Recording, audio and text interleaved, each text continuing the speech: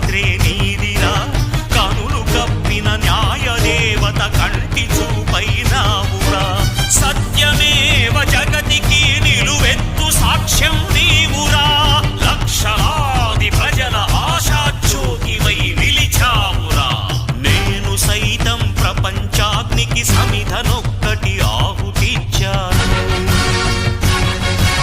నేను సైతం విశ్వవృష్టికి అశ్రు ఒక్కటి ధార